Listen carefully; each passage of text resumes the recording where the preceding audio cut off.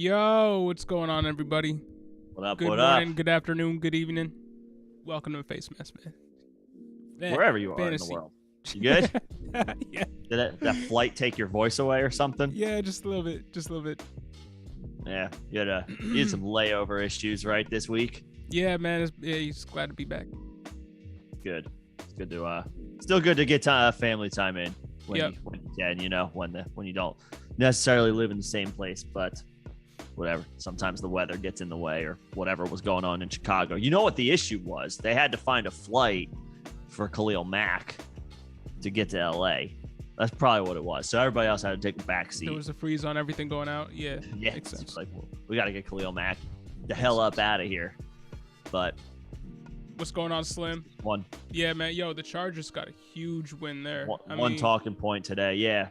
Khalil Mack is still, I would say he's still in his prime. He's just been hidden away on the Chicago Bears. He's had injury issues too. Yeah, that's true. But if there's one team that could afford to bring him in after they brought in Mike Williams, it's the Chargers. They still have $42 million in cap space right now. They have the fifth most cap space in the NFL. So they got some room to move there still. I wouldn't be surprised if we saw some moves made to surround Justin Herbert with as much talent as possible for his third season. Yeah. Yep. While you can still afford to put big, high-priced names around a quarterback, a great young quarterback still on his rookie deal. The Chargers have, like a 3-year window here essentially, where they can afford to pay Herbert cheap on his rookie contract and bring in these vets. So yeah, this is a great move for LA as long as he can stay healthy. Again, it's been the issue with Mack, especially this past year. He missed a ton of time. I don't remember how many games specifically he missed, but he was out of the lineup a good amount.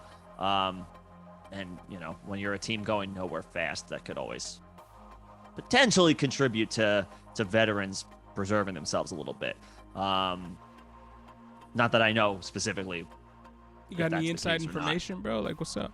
You never know. I mean, anytime a still very good, very like a big time contributor veteran name picks up an injury, even if it's a mild one, if your team's going nowhere fast, it's an opportunity to preserve yourself for greener pastures. Not that it always happens, but it can. So maybe that happened here. Regardless, Mack gets to go to a team that's much closer to title contention than the one he just left. And it's the type of move that, we just saw the Super Bowl winners make. Yep. It's give up a 2022 second-round pick and a 2023 sixth-round pick to get a guy who can come in, compete right now at a high level to win right now. Yeah, for a few years. We just saw this work. Yep. Max 30. So got to think he's, if healthy, still got a few years of high-end production left in him. And the Chargers didn't have to go too far to go look at the formula. They just needed to go check out what their friends were doing, who they share the city with, in the Rams. Follow that blueprint, see what happens. The difference is the Rams are paying Matthew Stafford much more than the Chargers are paying Justin Herbert. So yeah, to your point, they can still go get more names, and they should, because that's a hell of a division right now to contend with. The AFC West is the SEC, and every other division doesn't matter. Yeah, you were saying that in our league, in our Dynasty League chat. Yeah, Yeah. like the AFC West is if you could make a comparison to like, something relatable, the AFC West is the SEC, and every other division is just playing catch up. That's it. There better be a lot of primetime games. Team to team talent wise, team to team, how many games they should win, for sure. Absolutely. They're a powerhouse. Every team in that division is good. I mean, the Raiders are fourth best, but they're still, you put them in another division and they would be probably the second best team in most of those divisions. Yeah. They're just getting the short end of the stick right now. I mean, the Broncos made a huge trade to acquire a future Hall of Fame quarterback and still might only be the third best team in the division. That's crazy. Yeah. That's crazy. This division is nuts. There should be a lot of primetime games between these divisions. They all obviously play in, except for Kansas City, they all play in the Western time zones. So you got to think there's going to be a lot of 4:15, 4:30 time slots where the country gets an opportunity to watch these matchups or watch these teams in general. This division is going to be a huge ratings draw this entire season, or that's the expectation anyway. The Chargers aren't done, or there's no way we can expect them to be done with all the cap space that they still have available to them. So it's fun time to be a Chargers fan, because they're getting ready to load up. This is just, yeah, they got more moves in their back pocket, I have to think. Yeah, they got the I wouldn't be surprised if they went out and spent some more draft capital, considering they have so much cap space to go out and bring in some impact players right now. I really wouldn't be surprised if they did that. So that's something to watch out for. I think they have 10 picks, or maybe they only have 9 now after the trade. They either had 11 and now they have 10, or they had 10 and now they have 9, or in this year's draft. So they've got tons of capital. So yeah, they can turn that into it. They can use that as trade bait, in addition to the dollars that they have available to them in free agency. So, right now they're all looking up at the Chiefs, who have won the division for 4 years in a row now, made the conference championship game at the past four years in a row now. If you want to compete, what are you going to do? You can't sit back and just wait for Patrick Mahomes to go away. That's 10 years from now. Yeah, you got to try and compete now, and he just showed that he was mortal. Yeah, he was beatable. This is the first year in the past 2 years where he wasn't in the Super Bowl. So yeah, go and get it this year. So yeah, kudos to the Chargers. And the Broncos. They're doing what they got to do to put themselves in position to potentially compete with the Chiefs. Yeah, and I think a team that's going to be really exciting to watch, just what moves they make over the next few days and weeks, is the the Colts. I can't. Didn't even try to correct yourself. Just, that team that wears blue, the horseshoe. They got $69 million in cap space right now. Just got rid of Carson Wentz. So the Colts I think they're going to be making some moves. They have one of the most complete rosters in the NFL. Right now they have 53 players signed. So they don't need to go out and make a ton of moves, but they have $69 million in cap space to go and make some moves. And the quarterbacks are off the board, so they're going to be most likely drafting one. But some of these high-priced free agents, Allen Robinson, could be going to the Colts. Juju Smith-Schuster, something like that. Honestly, I could see that pair going there. And they have need at tight end right now because they only really have Kyron Granson. Yeah. Mo Alley Cox, right? Is he still there? I think so. Okay. I think so. But of course he's been, and I mentioned this yesterday. I put a video out kind of doing a quick breakdown of the fantasy fallout for the Carson Wentz trade. And basically outside of Jonathan Taylor and Michael Pittman, the Colts can and should be players trying to add to the skill position department, because especially at the pass catchers, they don't have much right now. So yeah, I mean, we don't know what they're thinking as far as quarterback. Could they make a trade that doesn't break the bank to bring in someone like Jimmy Garoppolo, that he's been linked to the Colts? Mitchell Trubisky. I mean, he's been sure, linked they to could the just Giants, sign him. Yeah. Yep. Marcus Mariota maybe. Or do they reset a little bit and go after one of the top 3 prospects in this year's draft? I don't think if they miss out on the top 3, they might draft a developmental piece, but he won't start for them this year, because to your point, their roster's pretty good. They need secondary help as well. Their defense is good as far as their front 7, but they were not nearly as good in the secondary this past year as they were in 2020. So that's another department that they need to upgrade, because they brought in Xavier Rhodes, right? I mean, Xavier Rhodes had a great short run with the Vikings, but that's it for him. I think it's over for him, unfortunately. So they need secondary help. But yeah, but first and foremost, for fantasy implications, they need some pass catchers. So yeah, I expect them to go after somebody like Allen Robinson, maybe Juju Smith-Schuster, again, to work underneath, to go along with Pittman on the other side. And then, I mean, there was just a report that came across the wire about Evan Ingram being tied to the Buffalo Bills. But as one of the higher profiles tight ends still left on the free agent, in the free agent pool, I think he could be a guy that could be in play again for the Colts with all that cap space that they have. So yeah, I think they're going to be moves. They're going to be guys that are going to be making moves pretty soon. Yeah, Ingram to the Bills wouldn't make any sense to me, because they're not an offense that runs a bunch of 12 personnel. Well, there's rumor that teams want to move him to tight end, or move him from tight end to wide receiver, because he's 6'4" and can run a 4.4. Yeah, so they're thinking wide receiver. Yeah, turn him into more. Who's that guy on the Eagles from a few years ago? Jordan Matthews.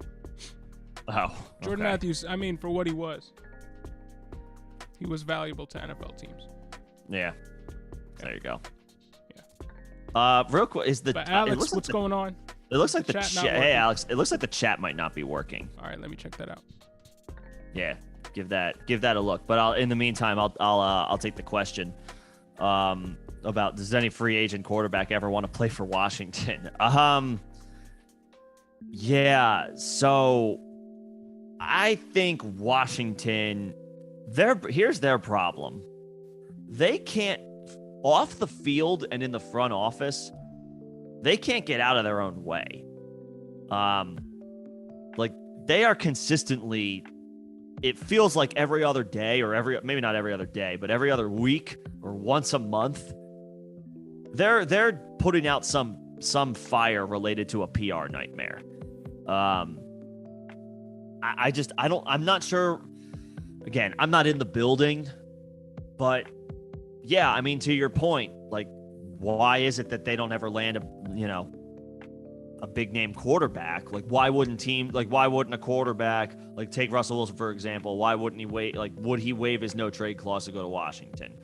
Or any other quarterback who would be on the, who has that ability, would they go to Washington? Is that something that they would choose if they had the option to them? Just feels like they're a dysfunctional organization that can't get out of their own way, and that's going to be off-putting for veteran players. That's their biggest issue, I would say, because the talent on the offense isn't bad.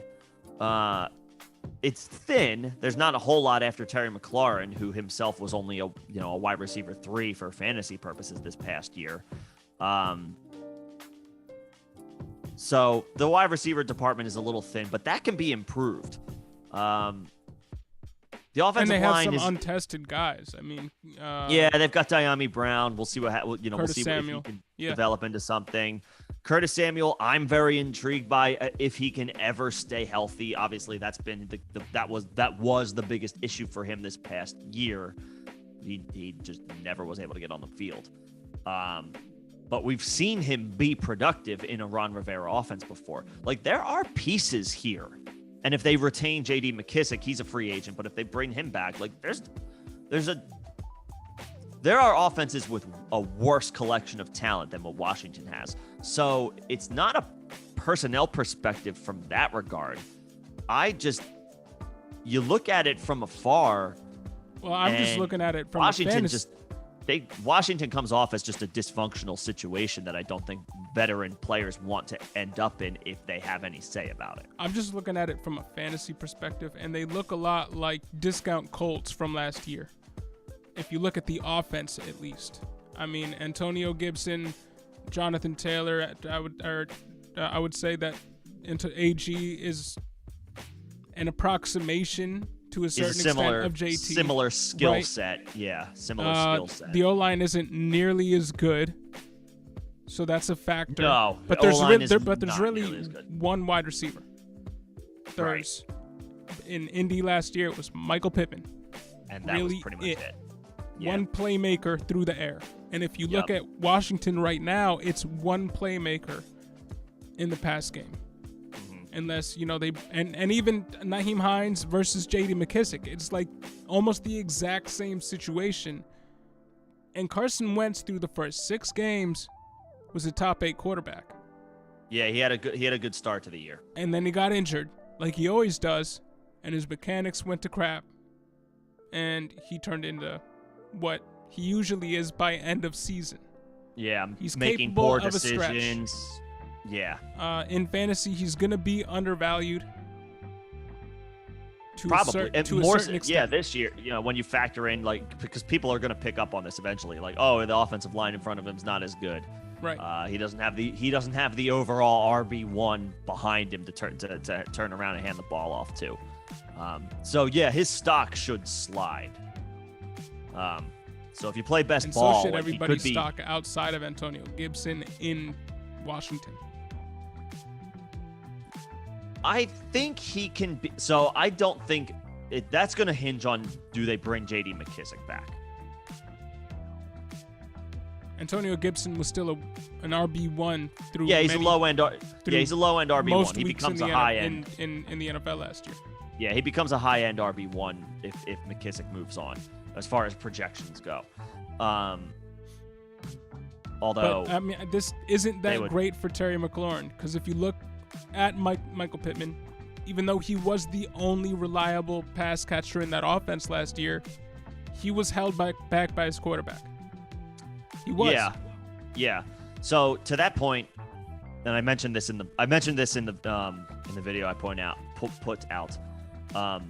Pittman was, like, depending on the scoring, around the wide receiver 15 on the year. But he was outside the top 20 in fantasy points per game among receivers who played at least 10 games. I think he was like the wide receiver 21 or something. Terry McLaurin. He had 129 targets. From weeks 4 to week 9, he was wide receiver 5. From he had a weeks stretch 10 of to being a week wide receiver 18, 1. he was wide receiver 35. Yeah, not good. But that coincides with weeks 4 to weeks 9, Wentz being QB 7, and weeks 10 to week 18, Wentz being QB 21. And that's just, you can't rely on that in the NFL or in fantasy. You really don't want to. But he will still be a little bit undervalued because he's going to be a starting quarterback for this team. I think as long as he's healthy. With Terry, I mean, he was a wide receiver 3 for the entire season with wide receiver 4 weeks. So while, the point I was trying to make about McLaurin is, he still leaves a lot to be desired with what you're hoping to get out of somebody like Terry McLaurin. But the wide receiver 24 finish would be an upgrade for Terry McLaurin compared to last year. It's not great. It's not significant. There's still going to be, trust me, there's still going to be inconsistencies. There's going to be weeks where it's like, oh my God, why? But he should be a little bit better. Let's put it, as much as we, kind of poo-poo Carson Wentz, he had a better statistical season than Taylor Heineke did. But for a wide receiver, it's not great. Who is technically in his age apex. It's supposed to be. He's going to be 27 this year. Yeah. Right? Yeah, it's supposed to be better. This isn't what you want. This isn't what you want. That's all I can say about that. But, hey, Washington is it'll be fun to watch. It'll be interesting to watch. We'll see what happens. We'll see what happens. And we've kind of already been through the trades and predictions we'd like to see for most of these teams. Well, I'll just touched on a few of them, but do you have any others? I mean, at this point, I'll throw Tyler Lockett out there. Okay. It doesn't make sense if Seattle's going to go full on rebuild. Lockett's he's 29 or 30. There's no point keeping, and was obviously Lockett's a good player. Lockett's a damn good player, but a lot of his production was tied to his insane connection with Russell Wilson. That's gone. I would like to see Tyler Lockett go somewhere to a receiver needy team that also has the potential to compete this year. I would love him to go to the Bills, honestly. Sure. Or like maybe Baltimore. I mean, I know they have a similar receiver in Marquise Brown, but let's be real, they could use another wide receiver. It wouldn't hurt. Like a team like that. So shoot, you could. I mean, by all accounts, Marquez Valdez-Scantling is moving on from Green Bay. Send him to the Packers. There are landing spots that I think make sense for Tyler Lockett. It does not make sense for Seattle to keep him at this point. Not at all. Complete rebuild. Rebuild. Like anybody who's over the age of 26, 27, you should, if you're gonna do it, don't half-ass it. Do it. Go all this is the thing. This is where teams pigeonhole themselves a little bit sometimes. They half rebuild. They halfway do it. And they could still trade Tyler Lockett. The Seahawks could. I don't know if they will, but they should. If you're gonna blow it up, blow it all the way up. And I'll give them the credit. Not that I know if credit's the right word here, but they released Bobby Wagner. I mean, I would have to imagine they could have gotten something for him in a trade. Maybe they did him a solid to let him pick where he wanted to go. I don't know. But if you're going to get rid of all of the guys that you are looking at on your roster and you're saying to yourself, these guys could help us win games this year, but maybe that's not your plan this year, the way and that's the way Seattle is going. Tyler Lockett should be the very next man out of Seattle. There's no doubt. Yeah, he should. And this means to me that the team will not be re-signing Rashad Penny because it wouldn't make sense. And even if he does go there, maybe his stock is lowered because they're going to be dealing with a much lesser quarterback, regardless of which quarterback they bring in, whether that's through the draft or free agency. So maybe so a one-year deal. I'm all out on Rashad Penny. Well, we got to see what happens with him, because if he does end up landing somewhere else, like say he goes to Tampa Bay? They don't have a quarterback either. If he goes Miami. There are certain situations where my interest will be piqued. Yeah.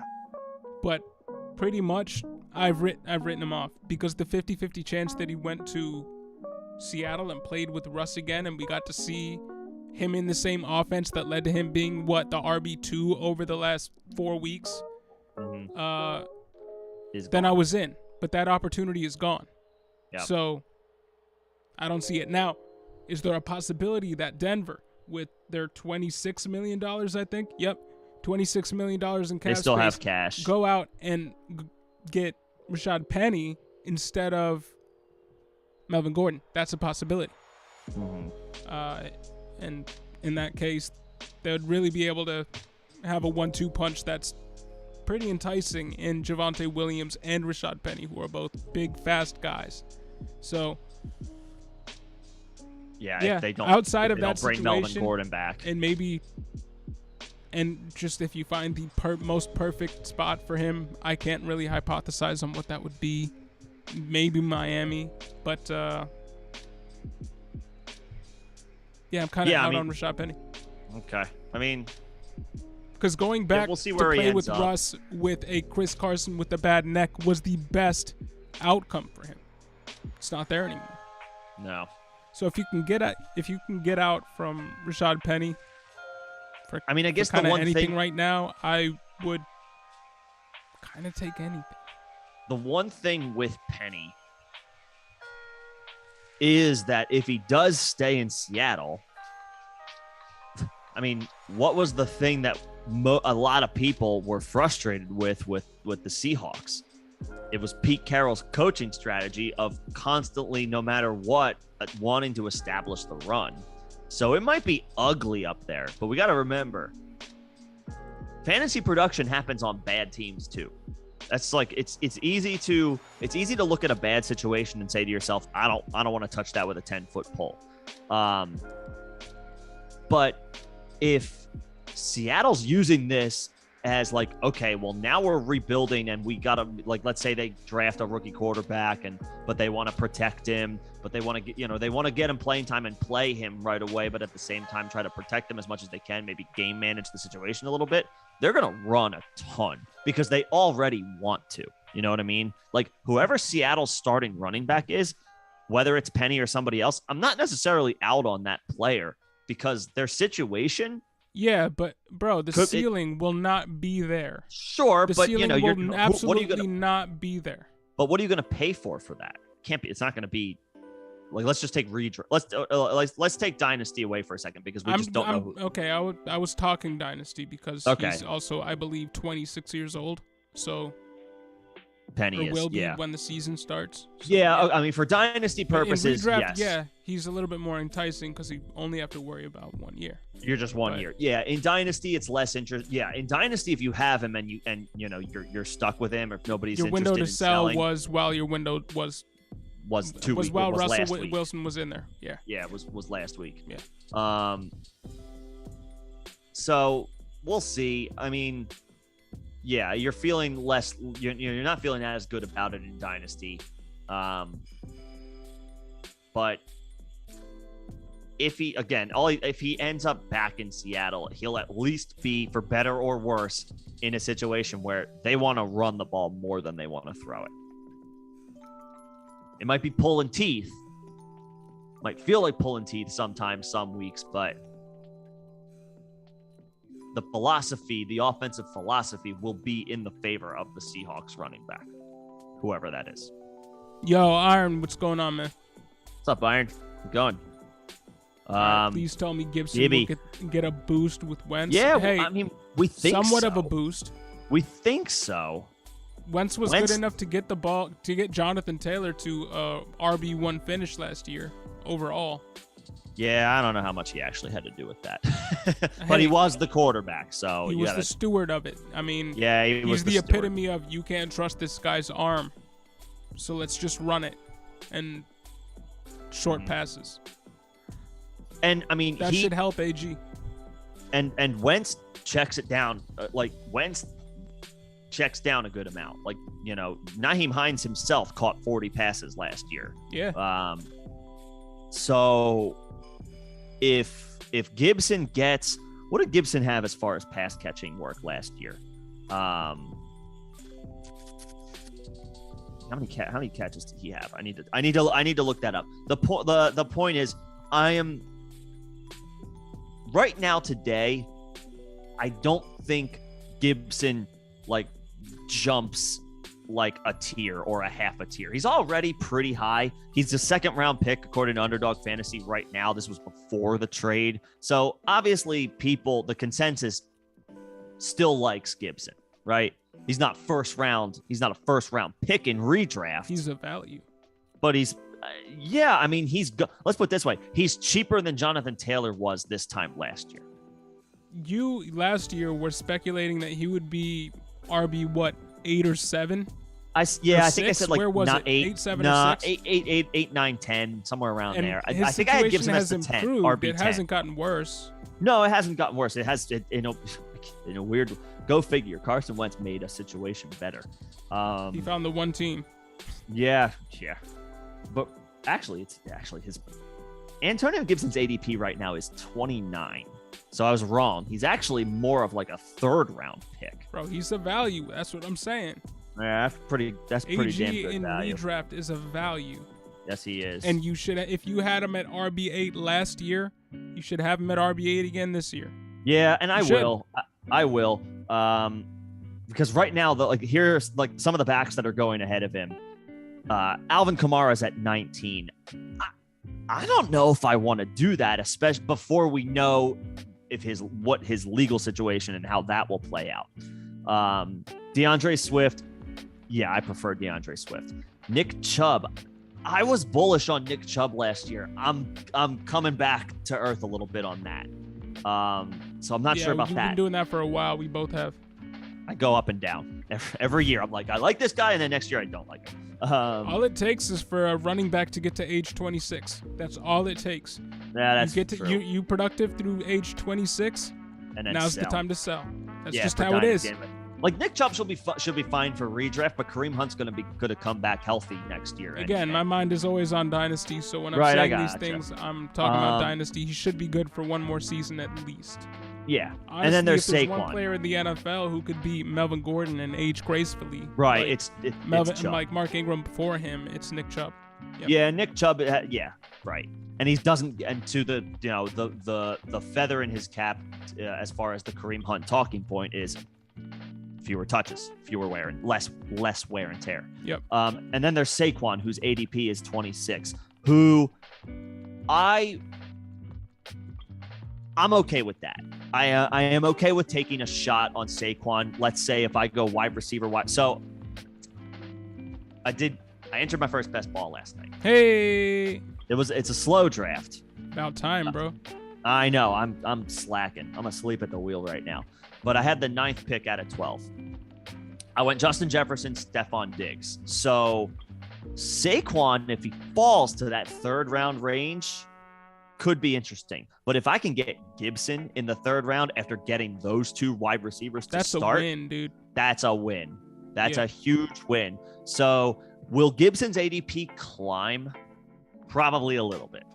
It's probably not going to stay at 29, but if it's already that low where his ADP is around 30, it's not going to jump like so significantly. And if JD McKissick resigns, it might even drop a bit. The only way he resigns, I believe, is if there's he's a good value. If they did they franchise tag anybody yet? Washington, no. Yeah, and that deadline has passed. Okay, never mind then. They have $5 million in cap space right now. Now, yes, if they wanted to spend on one free agent and not address wide receiver through free agency at all, then J.D. McKissick is out there. But I don't know if they go that route. Again, we do know the whole cap space thing is kind of a myth at this point. Cap's not real. The cap might not be real. We're really not sure. But they do, for what it's worth, only have $5 million in cap space after having about 20-something million dollars in cap space before the Carson Wentz move. So, I was gonna say you're talking about this has got to be post Wentz transaction. Yes. Okay. So I mean, this is actually good news. Well, they're also for the people who were worried about Antonio Gibson having to contend with J.D. McKissick again. They're also releasing Landon Collins. I don't know if you've factored that in, whatever that cap hit is. I haven't taken a look at that, but that's already factored in. Okay, all right. So they still have more work to do if they want to free up more money, and they could probably find a restructure here and there. But okay, as of today, right now, they don't have a ton of wiggle room. So yeah, in Dynasty, if you're looking at that ADP, Gibson's a buy. And hop in some best balls now because he's a value approaching the third round, not approaching the third round, in the third round. He's being drafted in the third round right now, well into the third round. It's not like the 2-3 turn. It's like the middle of the third. So yeah, Gibson's a buy. We feel fine about him. If they give him more third down work, and which will obviously happen if J.D. McKissick either moves on or I don't know, they diminish his role a little bit, even in the event that they do bring him back. Yeah, I feel fine about Gibson firmly finishing as an RB1 once again. And yeah, we could be looking at a slight uptick. Am I projecting a Taylor season where he's the overall RB1? Can't do that. Just can't. I think he can be a top 8. I was going to say RB6. Sure. Remember, he also was dealing with toe injury. Like he had an ankle, like a stress fracture in his shin. That's what it was. Like it was like a shin stress fracture last year, which if anybody's ever had stress fractures, it's not a break, but they're painful as hell. Yeah, like, and he ran through that. He didn't. Yes, he did. Did he miss a game?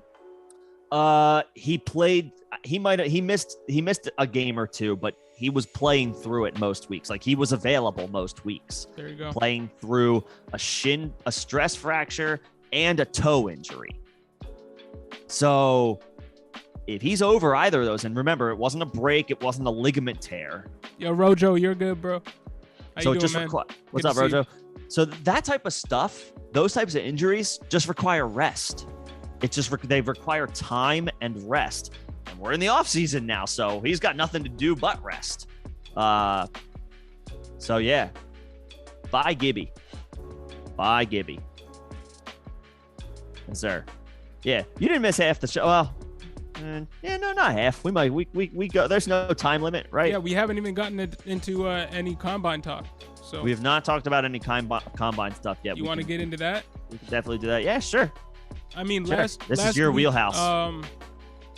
Talked receiver a little bit. Not last week. Last stream, we went over some highlights from the combine, mostly the wide receivers, because there was some shakeup in the wide receiver rankings. There were. Treylon Burks ran a 4.55. I think that it really doesn't matter. We've seen him run fast in games. He's the We've seen him run faster than 4.55. Yeah. He's the 101 in one quarterback leagues, and I think regardless of Superflex, he's in that conversation too. He's gonna be good. Not and worried then Garrett about Wilson. Burks. Garrett Wilson is still right there. Right there. He ran a 4.38. Yeah, which is real fast for a wide receiver. Yep. He's gonna be good. For somebody who was thought of as more of a technician, he's also a speedster. He's also fast. Do it all. So, he's gonna be a problem. Yeah, and then this is where the real shakeup begins, because you could make a case that Chris Olave jumped Drake London, because Drake London did not test at all. We haven't seen any testing measurables from Drake London. Yeah. Chris Olave. I think he passed him. 4.39. Yeah. And he was unofficial. His unofficial score was much faster than that, but his official score the unofficial was what, like 4.26? 4.28 or something. It's like, okay. Yeah. But the official score, which is a little bit more reasonable, but still means that he's came in much faster than I thought he was, because this guy was looked at as maybe a Robert Woods, not super fast, but just a really well-rounded 6-foot wide receiver, maybe a Deontay Johnson. But 4.39 means, again, he also brings that speedster value. So he's a little bit more of a movable chess piece, and he can be with that speed. He's shown that he can be a little bit more of a complete wide receiver as well. So that is enticing for Chris Olave. He might have jumped Drake London at this point. He did for me. Now we have yet to see Drake London's measurables, he could come in and he's got his blow pro everything day. out of the water, but still, He's got his pro day. Chris Olave did that. Yeah. And if you're drafting at, say, middle of the first round, I think it's perfectly fine to be thinking Chris Olave do at it. this point. You got to do it. Whereas I thought he was going to fall to the end of the first round. Yeah, that's not the case anymore. He will not last. That said, In Dynasty Drake London is drafts still or the wide receiver NFL 4 draft. for me. Yeah. He's wide receiver 4 for me. Yeah. Pending what he I gotta does give him at his that. pro day. I got to give him that. Could he drop a little bit, one more spot? Maybe. But I'm not predicting that. And Wilson over Olave, yeah. Still Wilson first, Olave second, I think, for both of us. Wilson second, Olave third. Yeah. My Wilson over Olave is the question, and the answer is yes. And then it's, hey, do you like Jameson Williams? Right. Do you want to take a Or shot do you like on George the upside? Pickens? I like Pickens. I like Pickens a lot. I like Pickens. You know I like Pickens. I was a fan of Pickens before it was cool. I like. Excuse me. I was I a like. fan of I like. Olave I like before it was Jameson as cool. well. I think they're both gonna be good. But yeah, 4.47 for George Pickens at 6'3". Good size, good speed, can play on the outside. He could be one of those alpha wide receivers. He could be if everything works out. That If he goes AJ to the Green right, build. right. Yeah. If he goes to the right team, Could be good. he could be a guy. So he was a guy who was in contention with David Bell. David Bell fell for me. He fell. Yeah. He's slow. 4.6. Yeah. 4.64 actually, I believe. 4.65. He So could still he's pan a- out. 6'1". He could still pan out, but Still be fine. I mean I don't know. We've seen slow. Well, slow. We call it slow. It's all They were relative. elite at everything else. Yeah, The we've seen- narrative on yeah. David Bell was that he was good at everything, but not But not- elite. And if not he would great have at ran any in the one 4.4s, that would have been fine. But he didn't. And that's huge, which means he doesn't have any elite traits, and he's slow, which means he's a depth wide receiver in the NFL. I don't care what you say. So Yeah. I'm all the way off David Bell. Yeah, that's fine. I'm I fine with liked that. George Pickens over David Bell, and I liked George Pickens over Jahan Watson or Jahan Dotson. Sorry, Dotson. I like. I'll take Dotson over Bell. I'll take Dotson over Bell. I'll still take Pickens over Dotson. That was a question at one point. Jahan Dotson, 5'11", ran a 4.43. So that's okay. I do like Dotson. I'm intrigued. I'm very intrigued by Dotson. That's actually pretty fast, but he doesn't damn have good. the short. I mean, he doesn't have the short area quickness that you would want from a 5'11" wide receiver. Now, to your point, you made a couple weeks ago, Odell Beckham Jr. is 5'11". Yup. But this guy's 178 pounds, a little bit slighter of build. That can be worked on. That's something that can be like, okay, now this is your job. Get in the gym. Yeah. You know. But I don't know That if can be anybody was worked on. projecting Jahan Dotson to be the second coming of Odell Beckham Jr. either. So Yeah. something to Well. watch out for. True. So yeah, my wide receivers at this point: Treylon Burks, Garrett Yes. Wilson, Chris Olave, Drake London. A coin flip for me between Jameson Williams Williams and and Pickens. George Pickens, and then there's a Dotson. drop off where you're thinking, do you go Christian Watson over Jahan Dotson, David Bell? He You go was a Sky riser. Moore. I think I would still take Dotson. Would you go Sky Moore over David Bell? I think I would. Yeah. 5'10", I would go Sky Moore. 4'1". I think I would go Yeah. Sky Moore over David Bell. I think so. So the wide receiver rankings changed. Real Quite a quick bit. before we continue, we got a trade question. What's up? Michael Lopez, what's going on, Michael? What's going on, Michael? Hopkins and Tannehill for Kyler and Claypool. Woo! There's Yeah. some fire here. Yeah, all day. Who's getting what? Like all I'd take Kyler and Chase Claypool. you take the day. Kyler Claypool side. I mean, All yeah, day. I would too. The Kyler and Claypool side, I would, yeah. If you're giving that up to get Hopkins and Tannehill, I don't like that for you. Kyler's a difference maker at quarterback, and Claypool, I think Claypool's a buy low because I mean, we might have to stomach We a haven't year of seen Claypool with a strong-armed quarterback, no. and that would play to his strengths if they find a quarterback with a strong arm. We might have to stomach a year of Mason Rudolph as the Steelers quarterback. I really hope we don't, but if we do, then I think at worst it's going to be Kenny Pickett.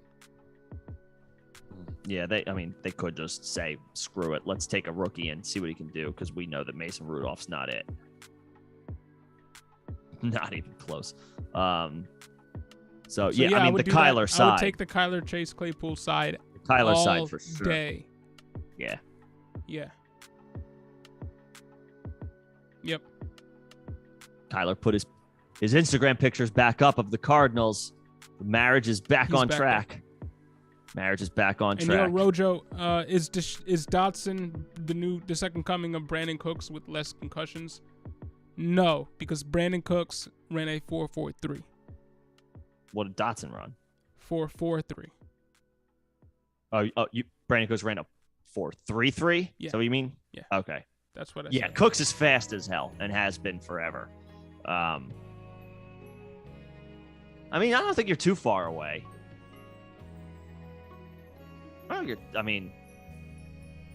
Cooks for the duration of his career has been one of the best deep ball threats in the league. But hey, if you've got elite speed, you put yourself in that conversation. Yeah. Real I quick. He might be like a little bit faster Jarvis Landry. Okay, I think that might be what we're talking. So he's a PPR monster. There's value to be had there. Just like a real quick tidbit, actually, this happened while we were on the stream. Eagles center Jason Kelsey is coming back for 2022. So if you got an Eagles running back, that's a nice little piece of news to hear. I'll take it. And all my Miles Sanders shares that I you got some Miles Sanders shares. So anybody that has Miles Sanders, or maybe you were thinking about trying to buy Miles Sanders in Dynasty at a discount right now because there's no way the vibes are very good on him right now. That's a nice little boost for him. And yeah, we said David Bell was kind of like a Rashad Bateman, or yeah. Bateman. Yeah, I mean he could have gotten Keenan Allen comps some places. I'm not seeing it. Because Keenan Allen's elite at things. Mm-hmm.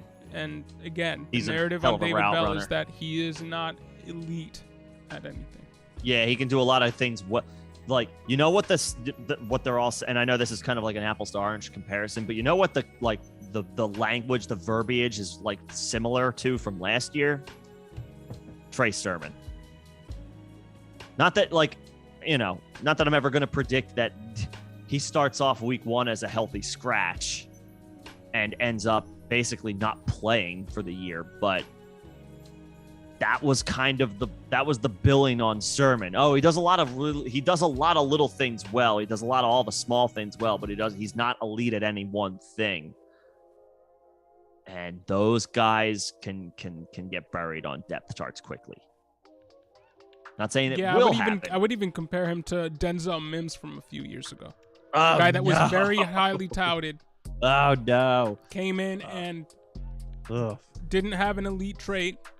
Right. Or at least the elite traits that he had did not translate to the field and the scheme that he's in through this point. I think that's what we could be looking at with David Bell. Yeah. Hate to be harsh on the guy, but yeah, there was a hot second where I was very interested in him. Unfortunately, I think that time has passed. Yeah. What's up, Theo? What's going on, Theo? How much did Fant's value go up? I don't think it went up. It went down. I think it went down. Yeah, it went down. Yeah. It went down In Dynasty, I mean, if you believe in the talent, and high RAS score, Fant's a good athlete. He's got like let's put it this way. In Denver, we kept talking. John always mentioned Albert O when it came to Fant in Denver. There's nobody. Because I wanted the lesser cost tight end that had basically the same athletic upside and was being used in the offense. The point I was going to make is there's nobody close to Albert O that will be behind Fant in Seattle. No. So to that point, if you want to, that's actually a good idea. I never even thought of that. The value of Fant has gone down, which should make him a discount in Dynasty, which means at worst he's what? Irv Smith with better career totals. I mean, he's injury. Right. Like he and could what's be Irv Smith worth right now? Like a late second in 2022. You could probably get him for maybe not probably. You might be able to get him for less than that. Like a couple of if thirds. I send somebody a late second in 2022 for Noah Fant at 24 years old, there was no way you were touching Noah Fant for a second round pick. Actually, I think we saw a trade where somebody was asking if they should trade Noah Fant for a second round pick, and we said do that all day because that's a value. If it's and you liked it more than me. Yeah. So again, hey, if you can buy low on Noah Fant, considering he has one of the best RAS scores from a tight end, you're looking at a Irv Smith with higher upside. And we like Irv Smith. Especially, and to my point earlier, if you want to roll the dice on the Seahawks trading Tyler Lockett, Noah Fant becomes the number 2 option in that offense. And Gerald Everett had a stretch of games last year where he, towards the end of the year, he showed up a little very bit. Good tight end. Yeah, he was. He didn't do much in the guts of the season, but that was when Russell Wilson was out, and missed time. And yeah, Theo, he was involved in that trade. He got sent to the Seahawks. Yeah, he's on Seattle now. So the guy that gained value is Albert O. He jumps into the top top 12 value. tight end, at least conversation, for sure. But Noah Fant, I think people are exaggerating how far he's fallen. Yeah, I mean, his ADP. I mean, okay, what's just a switch. Bad quarterback's favorite target? Yeah, the tight end. I'm not afraid of a tight end with a bad quarterback. Not even a little bit. What are specifically rushing quarterbacks over the past few years' his favorite target? Lamar Jackson, Mark Andrews. Not saying he's Mark Andrews, but talent-wise, I mean, athletic skill-wise, he's built better than Mark Andrews is. Mm-hmm. If you look at Kyler Murray, he meshed with Max Williams early in the season. They went out and got Zach Ertz, and Zach Ertz had a career renaissance. Season. Yeah, had a good season when he went to Arizona. Like he was. If you picked him up because maybe you punted a tight end in your drafts, that worked out for you. So if you think they're going to go Malik Willis or Desmond Ridder in this year's draft, even if they stick with Drew Lock, I know he stinks, but like, who else are you going to throw to? Yeah, it's DK Metcalf and Noah Fant. I mean, Tyler Lockett is still there for now, but for how much longer? Like it would make There's one guy who has built-in rapport. Right. They've already worked together. Right now, it's Noah Fant. Yeah, they've already worked together. Yeah. Like just to pivot quickly to redraft, Noah Fant's ADP prior to the trade was 115. So, you can get him outside the top 100. If you were already drafting him with potentially bad quarterback play, let's say this trade knocks his ADP down. Let's say 20 spots. If you were already going to draft him at 115 with bad quarterback play, wouldn't you also draft him at 135 with potentially bad quarterback play? I would. I think Noah Fant's value has cratered a little bit, but I think that's premature. Time to buy, bro. Time to buy. Time to throw out some offers. Yes, sir. See if you can get him for a few thirds. Yep. Yeah, that might get it done. That might get it done. A few thirds and a tight end you don't like back. Sure, like a Noah Gray. Yeah, I wasn't gonna say it. Well, I stole it. No Fant for Noah Gray. The Noah trade. Do it. Noah trade zone. Nailed it. Go in Noah where? Nah, I'm just kidding. Go in Noah where? Crap. Yeah, I'm gonna stop. I'm gonna shut up. Yeah, I'm gonna stop too. Yeah. Yo, Rojo, Denver has a lot of mouths to feed. Judy, Sutton, KJ, Yes, Patrick, do. Alberto, Javante, maybe Gordon. Lots of stuff going on. I don't know who's the number 2 and number 3 target's gonna be. Hey, that's a good situation for Russell Wilson. So if you're gonna buy a quarterback in redraft this year, I would take a look at Russell Wilson because he can probably still be had at a discount, considering how what his caliber is as a quarterback. Excuse me, in fantasy, outside of every year, outside of this past year. I just want to check and see Russ's current. I know you're talking Dynasty, but but I still like to look at redraft data to get an idea on right now value. For that example, you were talking talking redraft. Yeah. Well, his stock is clearly up now. In Dynasty, we've been talking about buying him for a while. Yeah, because but of the redraft. Hey, I mean, yeah, maybe his value has risen a little bit, even in ADP.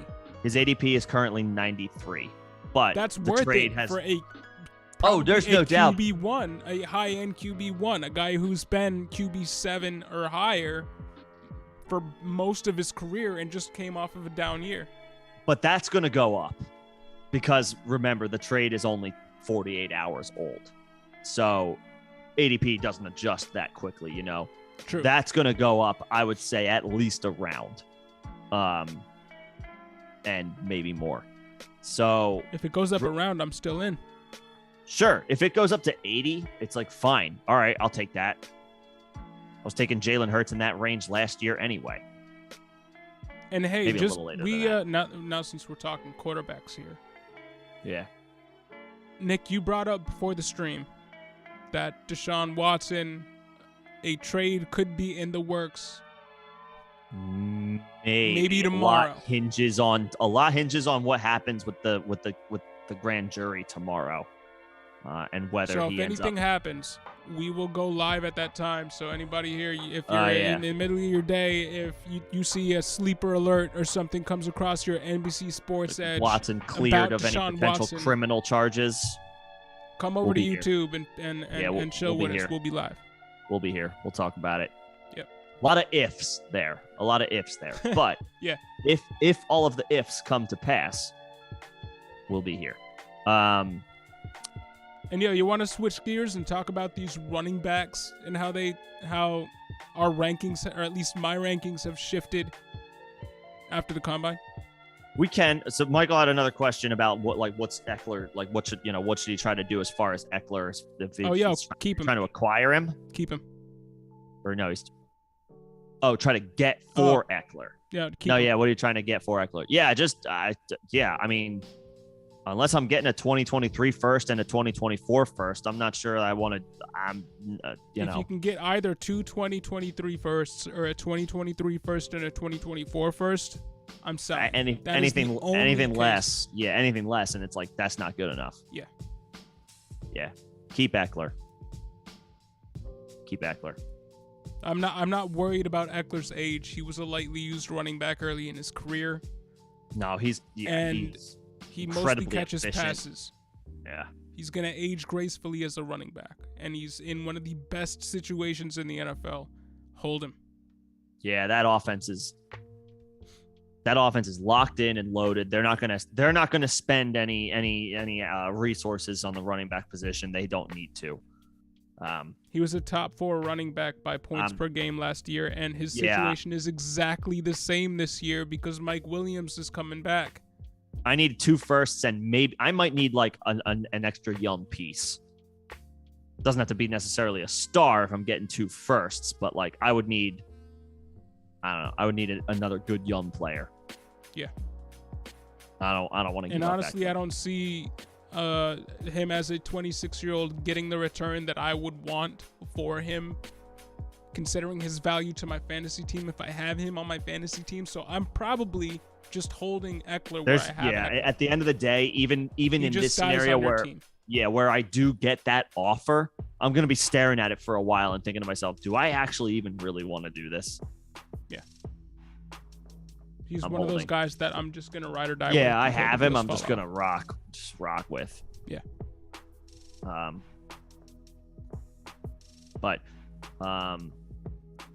Yeah, sorry. We can switch there. Sorry. I cut you off about switching gears. Just wanted to make sure we addressed that question. Oh, no. 100%. Thank you for chilling with us, Michael. If you have any more questions, let us know. Thanks for stopping by. Yeah, for sure. But these running back rankings really moved for me. They really did, way more than the wide receivers did. I mean, we got Bryce Hall. Okay. He's still the 101. 439. Bryce, yeah. He's still the 101. Spiller might have dropped to 103 because, again, he's a guy who did not test. So, like Drake London, the question mark next to his name in terms of what his athletic measurables are just means that it creates an opportunity for guys that did test well, who were right behind him, jump him. So Kenneth Walker had himself a good day. RB2 right now in this rookie draft, depending on where he goes. I've seen him mock to Arizona, which would be great for his value. Slim, we'll get to your trade in a second. But he ran a 4.38. Walker did, yeah. Yeah. So, I mean, it's going to be hard for Spiller to overtake that. So Kenneth Walker might be the RB2 in this draft. But yo, Slim, you got offered Kupp, 2022 second, and a 2023 first for Jefferson. I mean, that's a good offer for Jefferson. That's a good offer for Jefferson. Hey, if somebody offered you that, ask for more. I think you turned it down. So say, hey, come back. How bad can you turn that it? 2022 second into a 2022 first? Can you turn that 2022 second into a 2023 second and a 2024 second? If I get Kupp and 2 firsts, like some people have Jefferson as the dynasty wide receiver 1. It's hard to argue with that. You know, he's young, and for what he is, he's ascending. Like I just mentioned, I did my first best ball last night, or I started it. It's a slow draft. And Kupp is 29. Jefferson, I took 9th overall, over like Dalvin Cook, over Tyreek Hill, over some other names that went. You get the idea. Super high on Jefferson. So depending on who you ask for dynasty purposes, Jefferson could be the wide receiver 1. Jamar Chase could be the wide receiver 1. But he's right at the top. So I understand not wanting to part with him. That's a pretty good haul, though. That's a pretty good starting point, man, as far as a package. It's not like second. If you can turn that second into if you can turn the second into the first, and you get Kupp and something that ends up being Olave. Or, Drake London just to fill in that spot, or maybe a Jameson Williams, or depending on if somebody falls, if you need a running back, and Isaiah Spiller, even though we're saying he might be the RB3 in this draft. And then you're making out first. Okay. Yeah. You're making out okay. And Rojo Fish, what's going on, bro? Thank you, man. Rojo, man. That's too kind, man. Appreciate it. We're happy you found us, and enjoy it enough to take the time to come hang out with us. Appreciate it. Absolutely. And I know none of us know about Eckler. I wish we had a crystal ball. He's talking about Kamara. Oh yeah, sorry. I don't know. I'm seeing stars today. Whatever. Come on. You're still recovering from your. I'm still on vacation. You're still recovering from your layover in Chicago. Kamara, I think he gets a 6-game suspension because I think that's pretty much rote. That's kind of the benchmark in these types of situations. Because we haven't heard much about the situation at all, it makes me think that something's getting taken care of behind the scenes. So the thing with this case, and this was confirmed on ESPN, or I think it was the AP the AP may have actually confirmed this, and ESPN just like picked up the story and threw it on their website. They're still acquiring, to my knowledge, video evidence of what it actually was that happened. Okay. So that's like still in the works. I'm sure something's out there because there are cameras everywhere these days, right? You can't hide. Like nobody can hide from anything. Especially in Vegas, bro. Especially in Vegas. If there's one place where you know you're being watched by the eye in the sky, it's Vegas. Yeah. And he was in a club. He was in a he was in a nightclub in Vegas. You bet they have cameras. They have every angle, like an NFL game does. You can get somebody out there got that Ray want. Rice footage. Somebody has it somewhere, but they don't have it yet. So to that point, his hearing has been postponed by like a month. So we're gonna have to wait even more time than originally thought to get a hearing on him, or to get a decision on what happens. But remember, he was arrested, taken into custody, and he's facing what are the charges? It's an assault case. So I mean, Assault we're looking battery. at assault, felony charges of battery, substantial bodily harm, and then this one here. So this might have been some accomplices, like conspiracy to commit battery. And then and police have actually confirmed that surveillance video that does show Kamara putting his hand on the person who ended up in the hospital. So I think there's enough here to safely expect that Kamara is looking at that 6-game suspension. It could be longer, considering the NFL season has gotten longer. We could see it go up to 8. We could. Yeah, I don't know. I don't know if it's a full season offense. That's an interesting point. Like, does it necessarily does a suspension have some type? Does the length of a suspension have some type of tie-in to? It has to, man. The length of the season. You know. I think it has to. I don't know. This is going to be the first case where we see if that is, in fact, the case. I repeated myself there, but I didn't know what else. I couldn't figure of another word to say. That would be better. This will be the first instance where we get to see if that actually is how it plays out. Where, it used to be a 6-game suspension, but now it's 7 because of the extra game or something like that. All told, it's an unfortunate situation, Rojo Fish. I'm sorry, sucks. as a Saints. If you're a Saints fan, hey, sorry, bro. Yeah, you hate. Yeah, right. The last thing you ever want to see is a guy who is one of your favorite players on your favorite team most likely end up in trouble with the law. And just from a fantasy perspective, he's one of the most electric running backs of this generation. He has made a name for himself as one of the running backs who have kind of redefined success from the running back position, as a guy that wasn't purely a runner, more of a slasher, working through the pass game, but to the extent that he has in what has now become a pass-first league. He was one of the first running backs where, to me at least, it was really like, whoa, look at what a PPR running back can do. Him and Aaron Jones were the two guys from me where it was like, whoa, look what these PPR running backs can do. This is awesome. Eckler too, to a certain extent. And then McCaffrey showed up a year later or whatever it was. Yeah. He's something else. But right. Man, it's an unfortunate situation, for Kamara, especially as a Saints fan, knowing you don't have much else on the team. At least Michael Thomas is coming back. So, bye, Michael Thomas. Yeah. Bye, Michael Thomas. And Mitchell Grady, what's going on? 12-team Superflex traded Josh Allen. Ooh, that hurts. Jordan Love for Jalen Hurts, 101, a 23 first, and the 205. Who do you think won the trade? Man, Allen, hey, if you're giving up Allen and you're not getting back 3 firsts, at least you're losing the trade to me. And I'm sorry to have to break that to you. I know the 205 is not a bad second. I know you're. I that know the the 205 101 you're this getting year? this year is that you can only you can't You're getting- you can't yeah. know. So it has to be this year. I know the 101 is Yeah. the Oh, 101, right.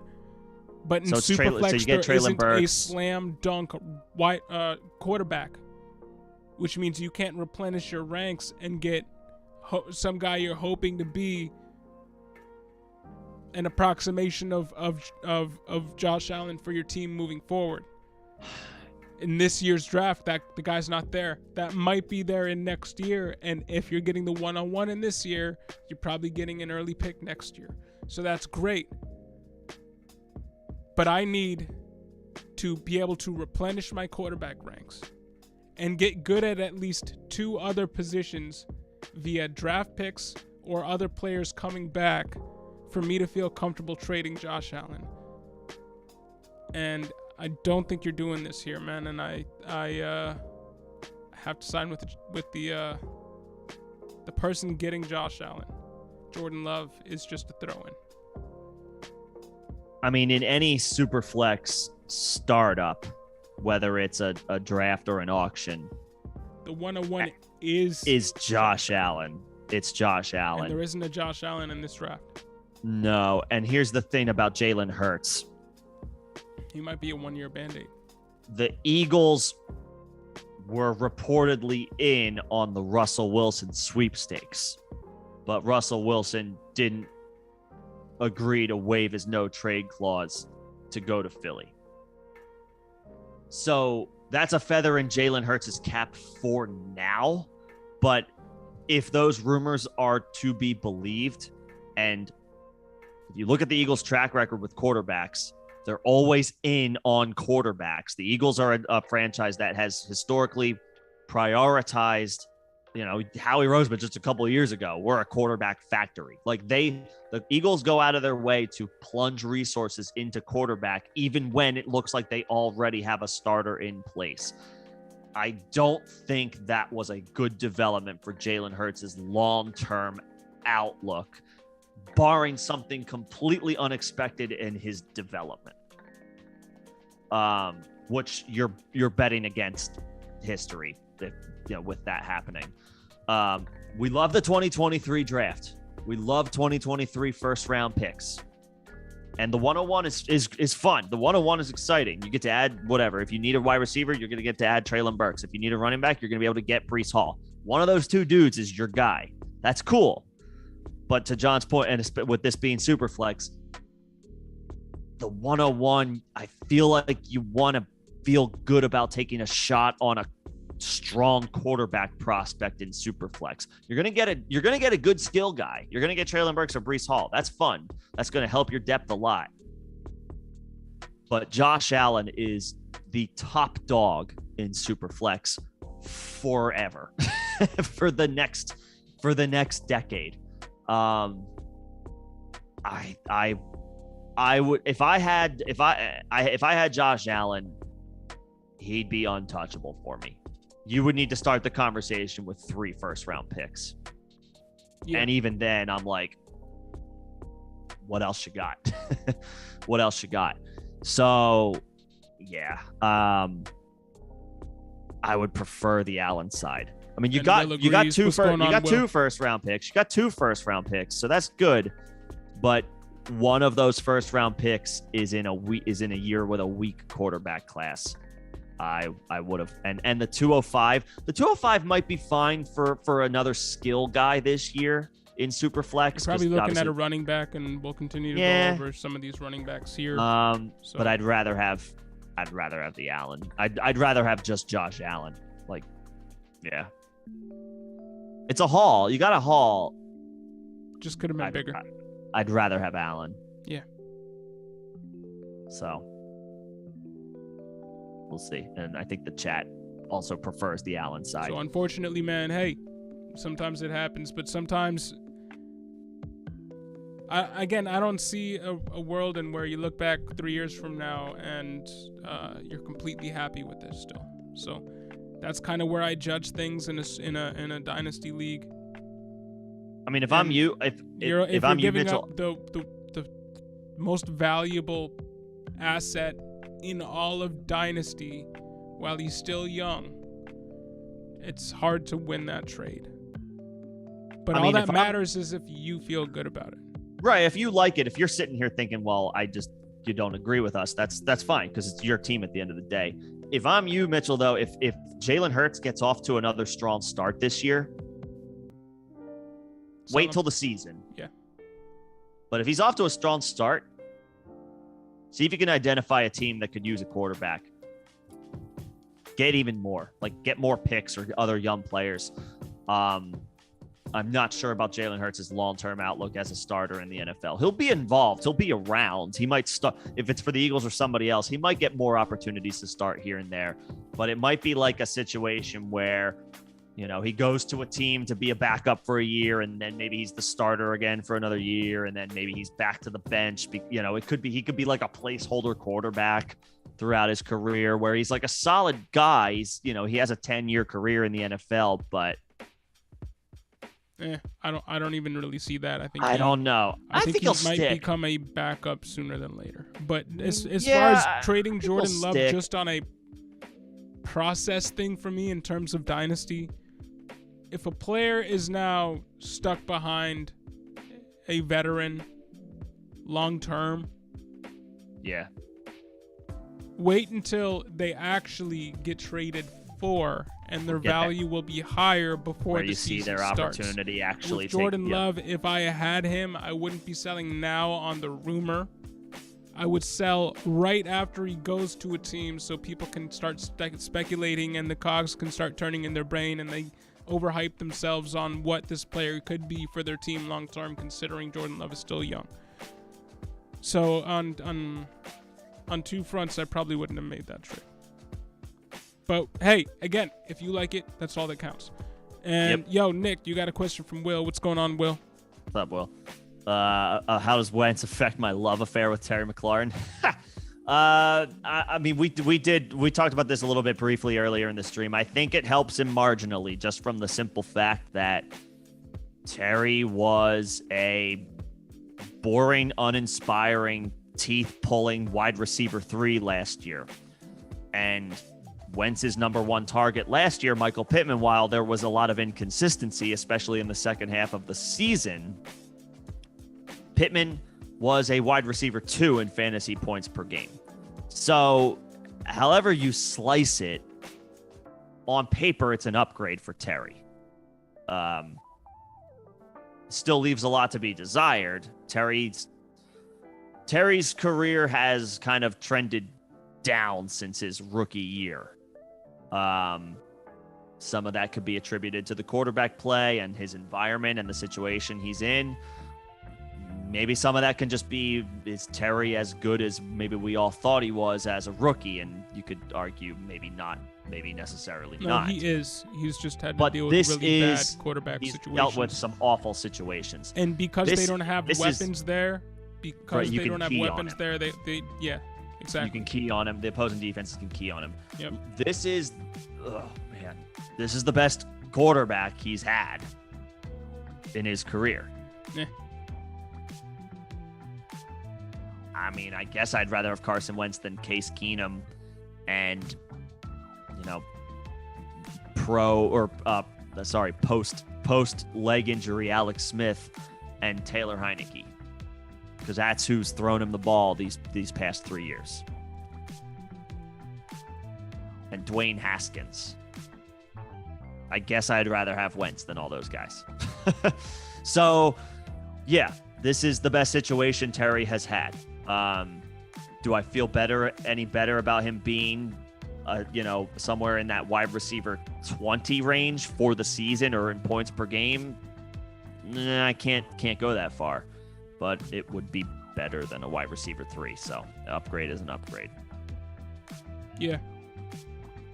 Upgrade is an upgrade. So.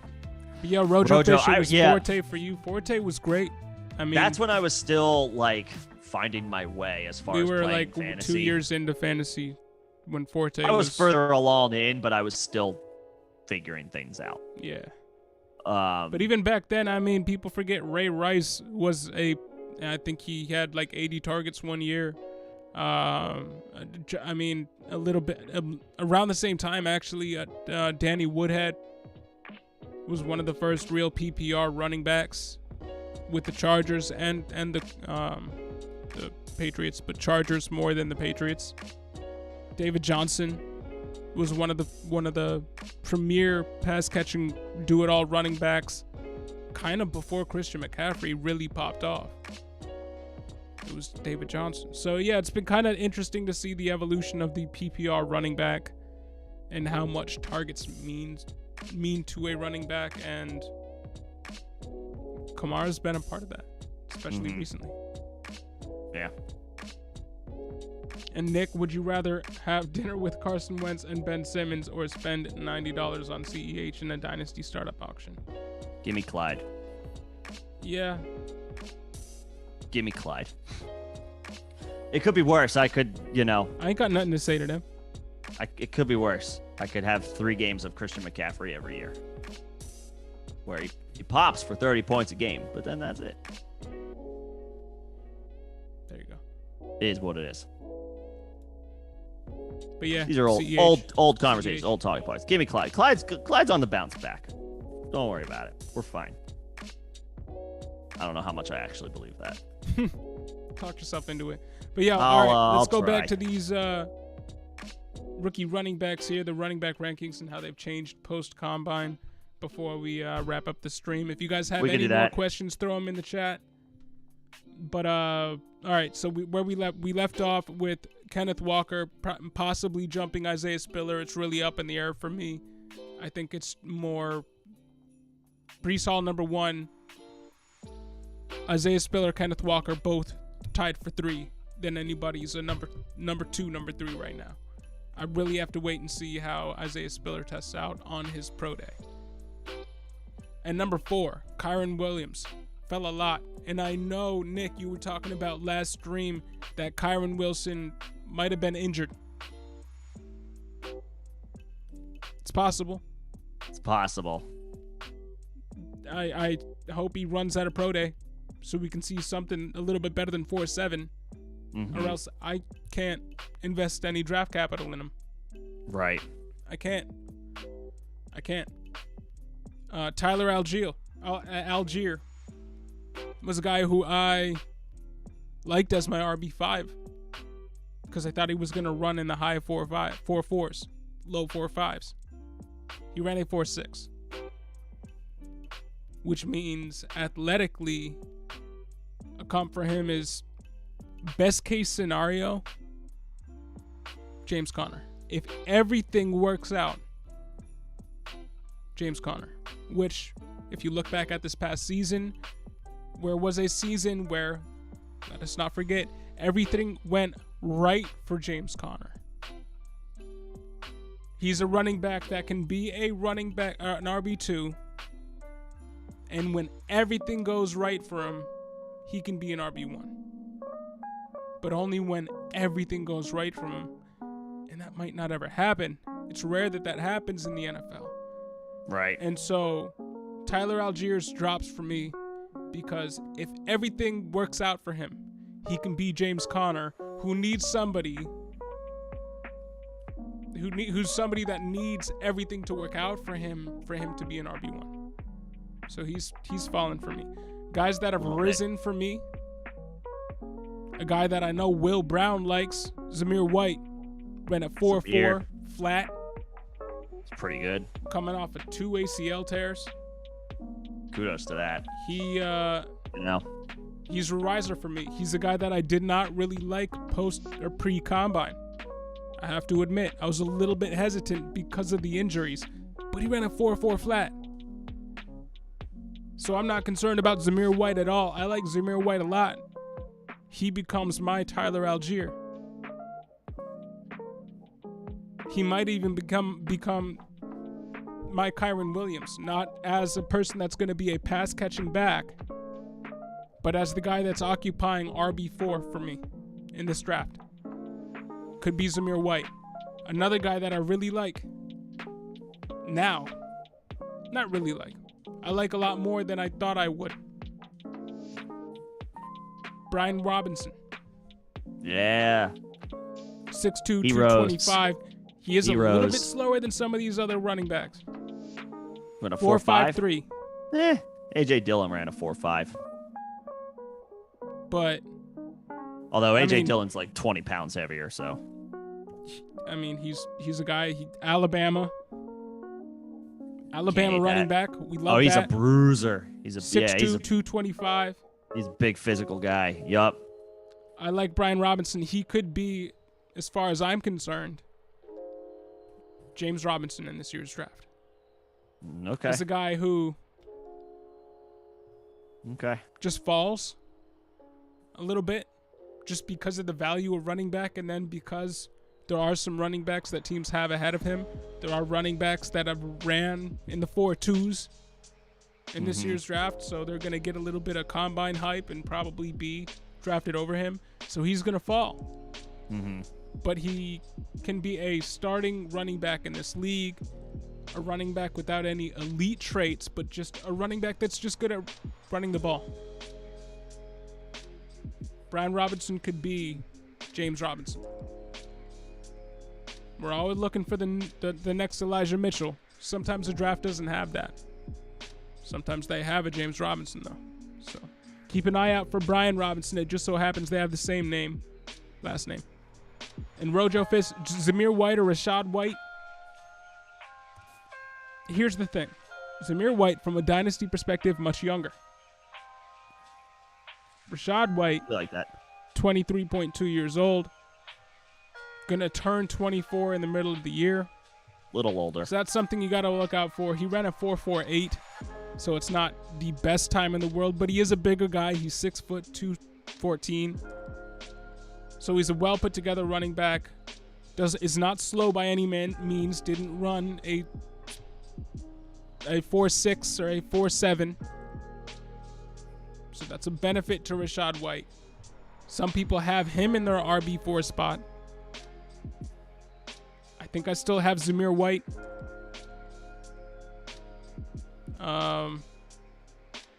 But, I mean, Rashad White and Brian Robinson now are guys that I'm absolutely looking at in the late second, early third, depending on landing spot. And depending on the landing spot, either of these guys could, for me, flip-flop in the rankings. So again, I have a tie between these guys as it stands right now, with a slight edge to Zamir White because he's a little bit faster. I'm interested in Ty Chandler too.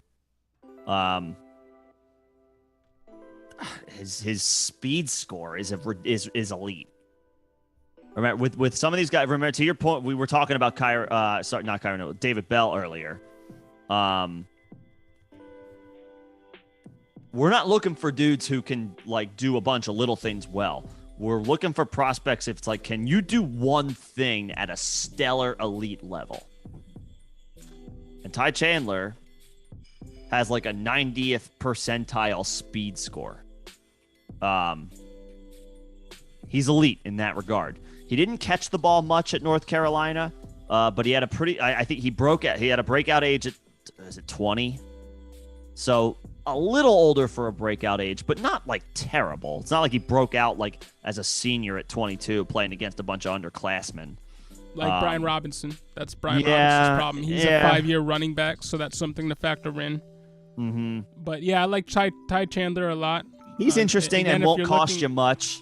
He's probably might be able to get him in like the 4th round of rookie drafts. People are looking at Pierre Strong as a riser from this Pierre combine, Strong is a but big Ty Chandler is basically getting the same running back. So people are overlooking that. Pierre Strong ran a unofficial 4.28, but it ended up being a 4.37 when all was said and done. The Elijah Mitchell comps are which out is there for him. 0.01 less than Ty Chandler, at the same, basically the same height and weight. Sorry. Yeah. So, yeah. I don't sleep on Ty Chandler. Nope. If Pierre Strong gets a bump in the rankings, so should he. And yo, Dennis, thank you for subbing. Much appreciated. Oh, that's awesome. Thanks, Dennis. Hopefully we're saying that right. There's only one N in there. Yeah, there's usually two, but I don't know. I mean, in the U.S., yes. Overseas, no. Oh, okay. In other countries, Denise is but one N. Yeah, you might not need to break the bank for some of these dudes. Like a Chandler, like that could be a 4th round pick where you just like take a flyer depending on the landing spot. Yeah, he could be this year's, Khalil Herbert, depending on where he goes. As a running back, that's a larger running back with some speed, who ended up playing on special teams early in the year, which showed us that he's a good running back. He's got speed as a bigger guy, and that speed translates to the field. So, something to watch out for. Something that, again, is not going to be available to a Tyler Algiers and a Kyron Williams until they show that they're faster running backs than they showed at the Combine. In Tyler Algiers' case, I'm not expecting it. Could happen in Kyron Williams' case, but still, we got to see it for us to put it anywhere. Real quick, just to throw it out there, this was a talking point that we talked about earlier. I know I'm going off base a little bit here, but on Fantasy Pros, they do have a little nugget that the Seahawks are open to trading Tyler Lockett. Buy Noah Fant. I'm doubling down on that. Buy Noah Fant. There we go. Yo, Rojo Fish in Superflex. You have Russell Wilson. Good job. Lamar Jackson. Excuse me. Good job. Justin Fields. Good job. That's a haul of quarterbacks. Good job. Yo, that's crazy. Mariota too. That's a good collection. Hey, if you can afford to trade Mariota on a hype, honestly, that might, with that stable of quarterbacks, that might be something to look I did into. it last year before the hype. Yeah, and you got didn't you get a 2nd round pick? I got a 2nd round pick for him in 2023. Yeah. So there you go. So I felt fine about that. And he could become the bridge gap. Yeah, he for could. the Colts. Daniel Jones is also out. QB. Daniel Jones is in trade rumors as well. He's being swirled around. I think Trubisky is going to take Daniel Jones's job. Probably should. I think it would be interesting to see Mariota. Better than Daniel Jones. I think it would be interesting to see Mariota go to the Colts. So's Mariota. Both Trubisky and Mariota are better than Daniel Jones. So,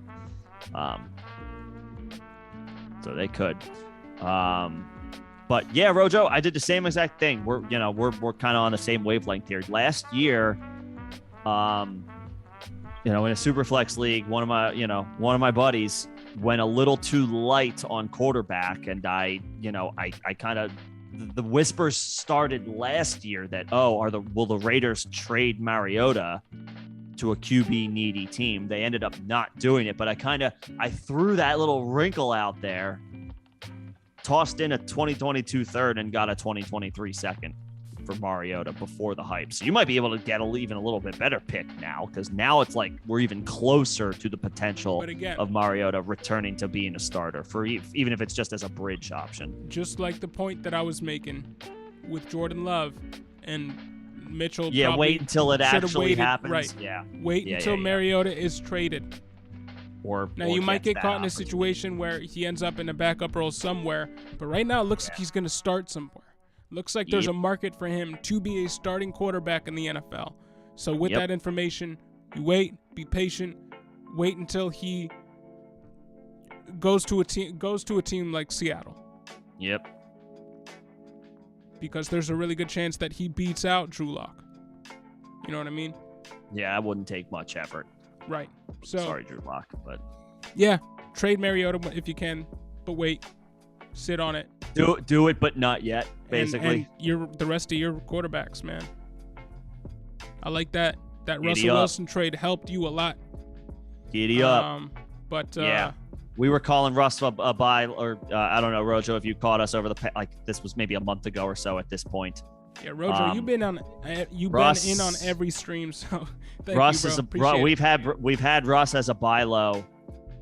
We were talking about if you have a guy like Stafford, see if you can sell. I mean, this was back during right after the Super Bowl win. Maybe those vibes have cooled off a little bit, maybe not, but we were saying hey, Russell Wilson is perennially a better fantasy option than Matthew Stafford, but people are feeling Matthew Stafford right now because he had a great playoff and won the Super Bowl.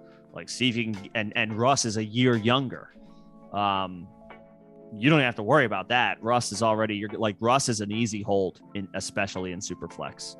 Easy hold. And like especially now, it'd be like, all right, let's start the conversation with 2 firsts. But not that you're talking about trading Russ, but yeah. And between him and Lamar, that's awesome depth. I would absolutely explore. Yeah, I mean, the same thing we're saying about Mariota, you could say the same thing about Trubisky. If Trubisky's the one who gets the opportunity, see if you can get a first-round pick for Trubisky. Maybe not a first, but, well, if you throw a little extra in there, maybe it's a super flex league. Teams will take chances on starting quarterbacks, or they should. Yeah. Dynasty managers, not when I say teams. Dynasty managers should take it. You got to take your shots on quarterbacks. You might end up with, a Justin Herbert, who was the 6th pick in the draft, but behind Tua, you didn't know what was going to happen there. Teams should take chances on quarterbacks, which means you can ask for a good amount for a starter, even a marginal one. Absolutely. So, yep. But all right, before we wrap up the stream, I got one guy to really watch out for that we haven't touched on at all. Do it. Like in any stream, we have not talked about this guy. Do it. And I think we should. We should be mentioning Jalen Tolbert, 6'1", 194. Okay. Ran a 4.49. We have not talked about him. I think he is now what everybody wanted David Bell to be. Everybody wanted David Bell to be that. Rashad Bateman come in, can do everything real well, doesn't have an elite trait, but has the size that we look for. Yeah, can play Tolbert's inside 6'3". and outside, has some speed. Bell's got a little bit more size on him. Bell's 210. It wasn't an exact projection. It was more right. No, I know. Where in the rankings we wanted David Bell as that wide receiver that you could get at the turn, maybe high in the second round, who could be this year's T. Higgins, could be this year's high-performing wide receiver that you get in the second round. We saw Deontay Johnson become that guy as a late second. Jalen Tolbert kind of gives me those vibes. I don't think he's the super explosive guy, but if you look, college dominator rating, 51%. That's good. Jalen Tolbert is a guy. If you look at his college yards per route, 16.1. It's pretty good. Yards per route run? I didn't know that. 16.1 yards per route run? Which is a healthy number. It's not 20, which means he's not relying on big plays all the time. But he's a guy that's getting a high target share, 96th percentile to college target share, 33.4. He was a number 1 for his team, and he did well with that. Yeah. And he's coming into the NFL, not a crazy breakout age guy, 20.5 breakout age, but 6'1", 194. It's got the build and size that Nick and I are kind of shifting towards as our wide receiver ones, and or at least the guys that we like drafting in fantasy. These not 6'5" guys with no agility, and who are all straight line speed and contested catch receivers. Yeah. Jalen Tolbert is more of that movable chess piece, good anywhere, and has the agility to shake you out your shoes, has the speed. He kind of looks like discount Garrett Wilson. And I like Jalen Tolbert a lot after this combine. Jalen Tolbert is a guy and I am absolutely looking for. I liked Justin Ross before the combine. He ran at 4.8. So he's all the way out as a guy that I was in the second round, middle of the second round. Jalen Tolbert's that guy now. He might be drafted by me in the top end of the second round if I have a second round pick. I mean, the thing with Tolbert as it pertains to like the breakout age, when you find these dudes who go to these small schools, but they are the cream of the crop, like as far as this guy is our far and away top option on offense. These guys are coming in polished, like they're coming in. These small school dudes, it almost feels like they're not raw prospects. They're pro ready. Like their ceiling might not be much higher than what it already is, but they can come in and contribute day one. So I don't worry too much about like a breakout age when it comes to a guy like that. Yeah, what were we expecting Olave to be when he came into the NFL? Could we get that in Jalen Tolbert? What we expected to before the combine? Olave? Yeah.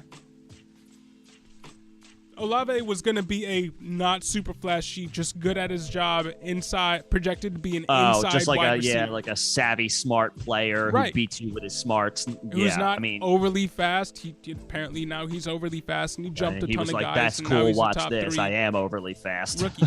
Yeah, and as far as wide receivers go, but Jalen Tolbert could be in the middle of that what we expected David Bell to be and Olave to be territory. Yeah. South Alabama. Something to think about, man. You find these diamonds in the rough at these small schools, but they dominate the competition. They come in, they put up good scores. Yeah. Just something to think about. Something to think about. Don't sleep on could be Jalen Tolbert. And David Bell is still going to get drafted over a guy like him too in rookie drafts. But even over a guy like Christian Watson, who I've been vocal about in the past. Yeah. Who had a good combine too. 4.36 at 6'4", 208 pounds. I mean, he is athletically what we want from Drake London. But I think I would rather have, now obviously this may be landing spot dependent as well, but I think I would rather have, based on what I see from him, Jalen Tolbert over Christian Watson, because I've seen guys like Christian Watson not do a lot in the NFL before. Some of them turn into DJ Charks, but some of them are Equinemius St. Browns and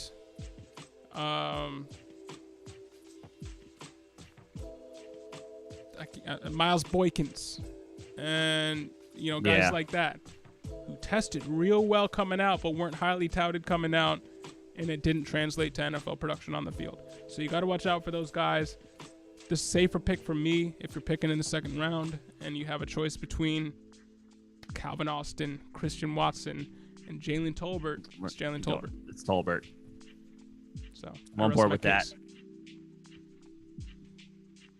There you go. But that's the last guy I wanted to bring up. I like it. Yo, does the chat have any other questions out there for us regarding any of the moves that happened this past week or any of these rookies post-combine? Let us know. If you want to see any specific videos on any guys, let us know. We're going to start pumping out videos at a rapid pace now that the combine is over. There's things to touch on now, and we're having a trade a day these days, apparently. Right.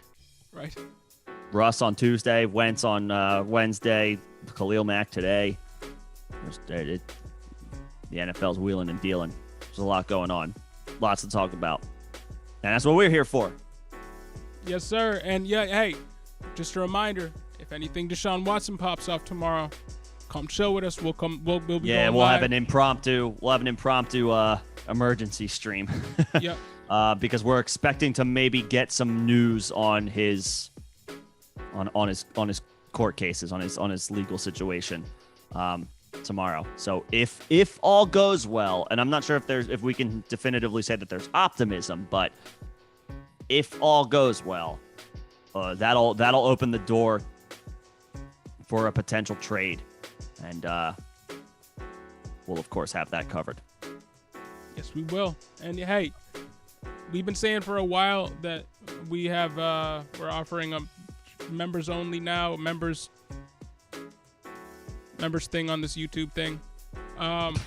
Apparently we weren't. Oh, we weren't? And now we are. So if you go to our channel page. This time for real? Now, for real. We figured it out. Sorry about the technical difficulties. We are learning still. Now we have you guys have access to become members of our channel. It comes with perks. You get in-depth one-on-one team consults if you sign up for our membership. You get the ability to draft with us if we get enough members in the membership. Yep. As members of our channel, you can play and redraft with us. Maybe we'll figure out a guillotine league, something. Figure out something like that. We definitely want to set up leagues. Yeah, we definitely want to set up leagues with those who might be interested. And we'll be doing members only streams once we get some members in this on the channel. So now that that's available to you guys, sorry for the false advertising before, but if you're interested, we would love it if you guys would check it out. Roger Fish, thank you again for the super. Thank you for always being here. Yes, sir. And yeah, anybody who stopped in to come talk, come chat. Will, much appreciated. Appreciated. Slim, much appreciated. Theo, much appreciated. You guys already know. Alex, Iron, thanks, guys. And thanks, Michael, for tuning in. Thanks, Mitchell Grady, for tuning in. Yeah, thanks for stopping by, finding us for the first time, or coming back. Yeah, we will see you guys next week, Tuesday. If not tomorrow. Next week, Tuesday at 6 p.m. EST. Yep. Hopefully to talk about some more trades. Something will have happened by then, I'm sure of it. So... But yeah, if there's not anything that goes down tomorrow, everybody have a great weekend, and let's keep at this. Yes, sir. Take it easy, y'all. See you later, everybody.